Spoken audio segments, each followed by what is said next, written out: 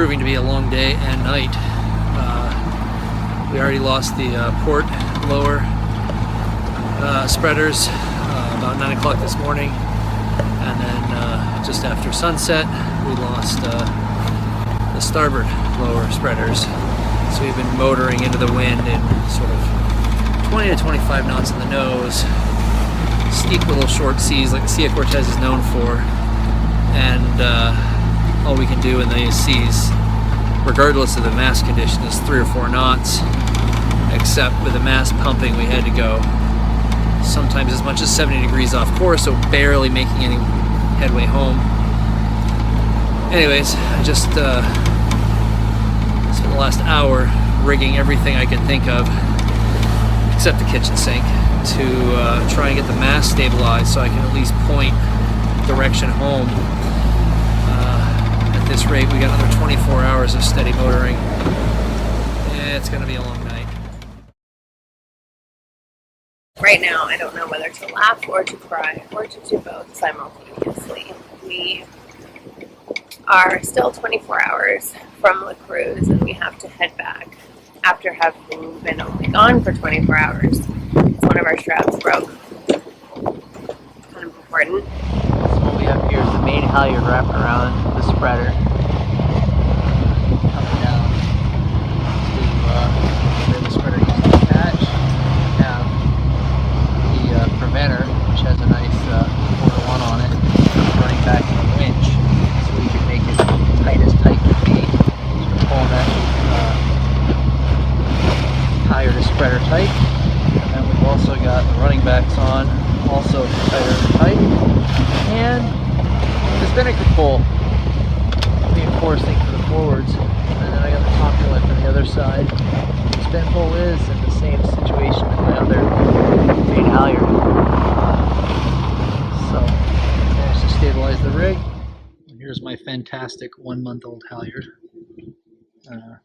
I was hoping that it was just the cover, but at least one of the strands in the core is compromised, and several others are upset, which sucks. So at any given moment, I am fluctuating between being happy that the shrouds broke when they did, because, you know, we're back here and we can get them fixed, and we're lucky we were close enough to motor the whole way instead of having to jerry-rig the mast and sail with it like that. But new things keep popping up, which I'm like, I cannot handle one more thing. So we bought a shit ton of fresh produce, and now we're gonna have to rebuy a lot of it because I'm just kind of going through and checking it all. And the carrots and the zucchini, which, you know, every source I read was like, oh, they'll last for up to 2 weeks in the bilge. Didn't. They are like dehydrated and black after 4 days. So I don't know what the fuck those people are doing. So, what do we have here? What we have here is a bunch of moldy vegetables after having been in the bilge for like 4 days. Well, they're still eatable, but certainly not as fresh as they once were. Yeah, I mean, you can eat this. I'm not gonna eat this. A little taste test? Go for it. Right. How bad could it be? Disgusting. You're disgusting. Wow, you're so gross. To be honest, it tastes like carrot. I'm just about to go up the mast and install the new bolt that attaches the lower shroud plates on. We've got this sexy new bolt. Voila. Same diameter as the old, but just a little bit longer. And most importantly, it has the awesomeness of a compression sheath. Anyway, that should fill the space in the mast just a little bit better. Probably the way it was designed, and I don't know why the original was missing. A couple of rig checks, but never thought to back that bolt out, so when it broke, it was a surprise, to put it mildly. Reattached, just the way it's meant to be. Got the bolt doubled on, got the tangs about vertical, new cotter pins, Life is good. Life is good. Happy birthday, T. Thank you. All right. She's never gonna guess what it is. You shouldn't have. MOBs. Woot woot. I busted the surprise the other day. I was looking at our to-do list of things we needed to get done before we left round 2. My to-do list. Yeah, I was looking at Ed's to-do list, and I was like, AIS to jackets? We don't have... Oh. I know what my present is. I was like, you didn't. You bought them? I know why you bought them. Oops. Cool. Thanks, babe. Yeah, fun toy.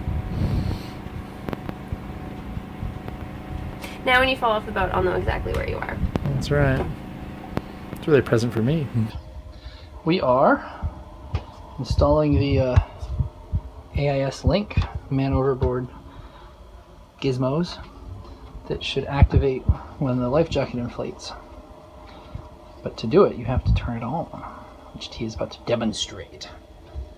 Ready? Yes. Might have to do this if the auto activation doesn't work in our sleep. Holy shit. There's the MMSI noise. So we got MMSI making some upset. The mighty Tioga.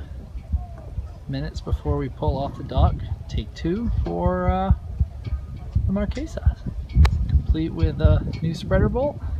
This time we had a chance to put the UV cover over the deflated dinghy, which gives a little bit better access to the forward hatch, while protecting it from the wind, since all of these windows lean in.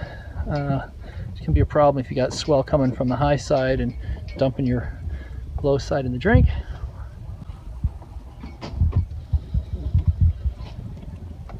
Welcome aboard Tioga. Okay, so shall we do a run through to see if we're ready to go? If we're ready to depart Mexico for the Marquesas? For the second time? For the second time, round 2.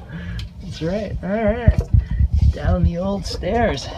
So even though it doesn't look like it, this nav station is in good order. There's barely anything on here that can fall off when we're heeled over. I might have to move this, but for the most part, everything's good. Yeehaw. We have our freezer full of meat that I'm not going to open, but freshly defrosted. Shit ton of ripe fruit. And then we've provisioned for, like, honestly, like 4 to 6 months. So everything in there is like pastas and grains. This is the snack hatch. That's one of my faves. Where's the other snack hatch? Oh. Right there. Snack hatch. Catch-all. And then in here we have all of our canned goods. And then in here is beer. For the passage. Yeah. Okay, this is our 3-liter pony keg of tequila, and under that we have 6 or 8 3-liter boxes of wine, and a bunch of Tetra packs of orange juice and milk. Shelf-stable milk. That's right. That's right. So the V-berth is my pride and joy because it is so fucking organized. See? So we've got apples and apples and potatoes and cabbages on the shelf. We've got a lifetime supplies of toilet paper and paper towel. These are the fruit and veggie hammocks. That's the chip hammock. Got 4 kilograms of chips.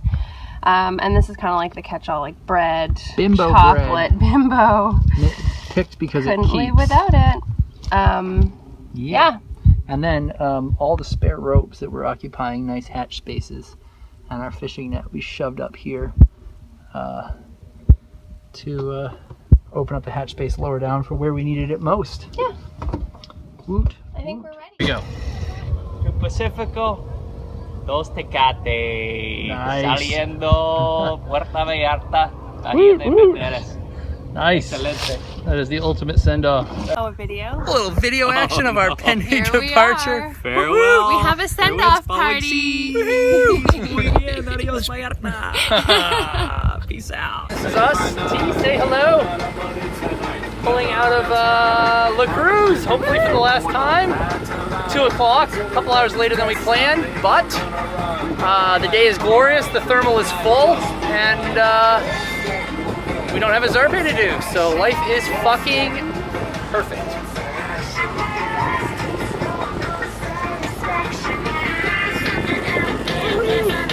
Island cruise! One more glorious jump for us, guys. Yeah!